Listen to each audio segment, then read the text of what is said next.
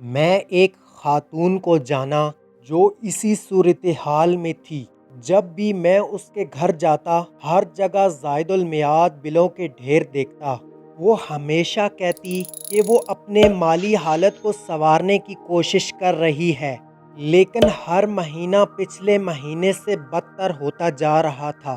وہ محنت کرتی تھی لیکن کبھی قرض سے باہر نہیں نکل پاتی تھی۔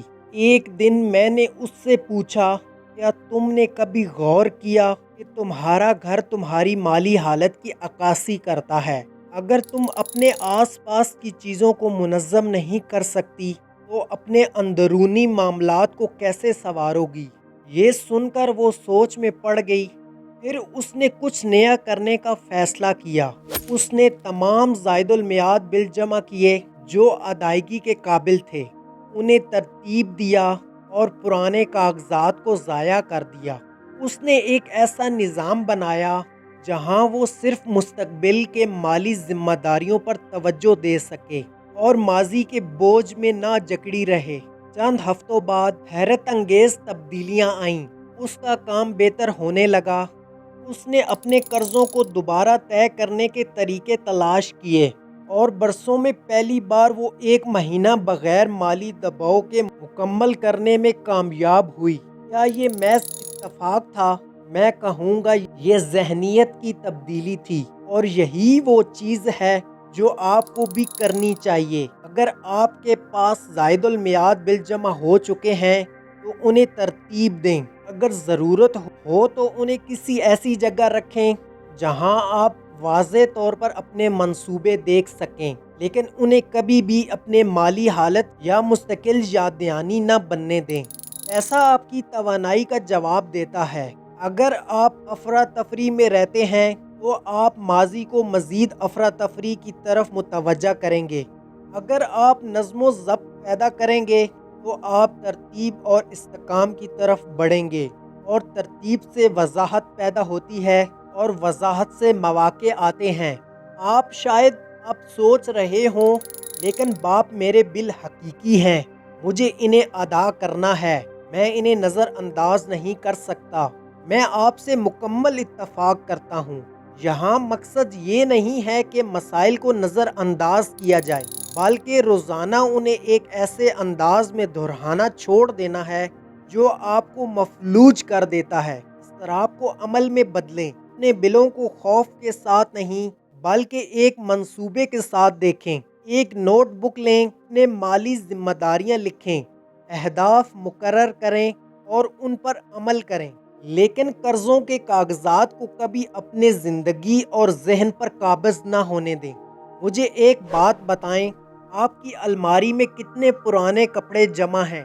کتنے ایسے کپڑے ہیں جو آپ نے سالوں سے نہیں پہنے لیکن پھر بھی انہیں سنبھال کر رکھا ہوا ہے، کیونکہ آپ کو لگتا ہے شاید کسی دن ان کی ضرورت پڑ سکتی ہے؟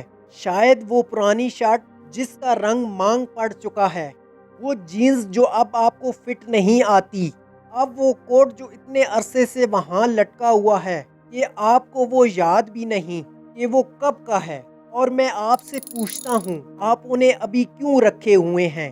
کیونکہ اگر کوئی چیز آپ کی زندگی میں خوشحالی کے داخلے کو روک رہی ہے تو ان چیزوں سے آپ کی وابستگی ہے جو اب آپ کے کام کے نہیں رہے۔ ہر وہ لباس جو آپ کے پاس ہے لیکن آپ اسے نہیں پہنتے، آپ کے ماضی کی ایک جھلک ہے، اسے آپ چھوڑنے کے لیے تیار نہیں ہیں۔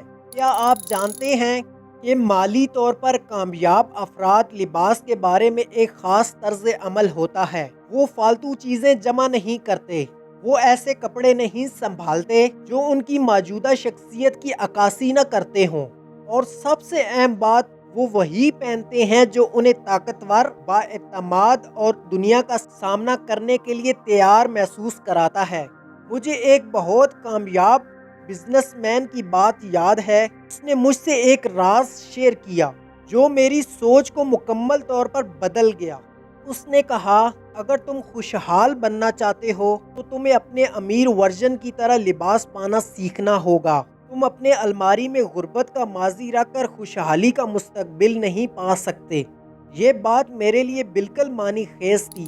کیا آپ نے کبھی محسوس کیا جب آپ ایک نیا صاف ستھرا خوبصورت لباس پہنتے ہیں تو آپ کی خود اعتمادی بڑھ جاتی ہے؟ جو لباس آپ پہنتے ہیں وہ صرف کپڑا نہیں ہوتا، بلکہ یہ اس بات کی علامت ہے کہ آپ خود کو کیسے دیکھتے ہیں، اور آپ خود کو جیسے دیکھتے ہیں دنیا بھی آپ کو ویسے ہی دیکھتی ہے۔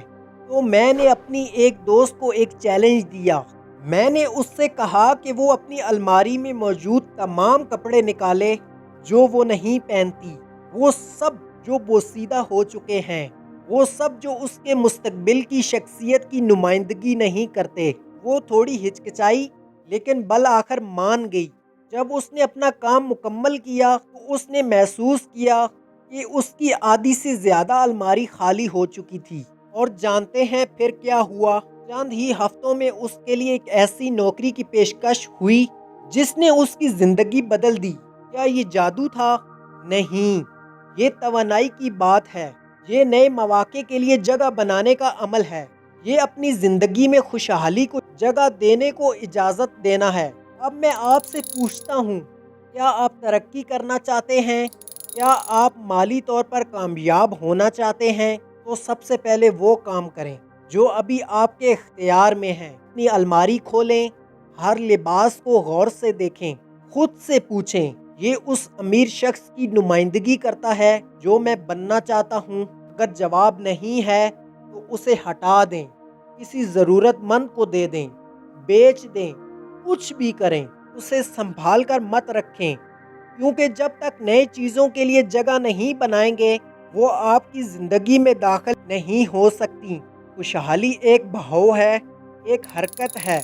یہ سب چھوٹے چھوٹے فیصلوں سے شروع ہوتا ہے جو آپ ہر دن لیتے ہیں۔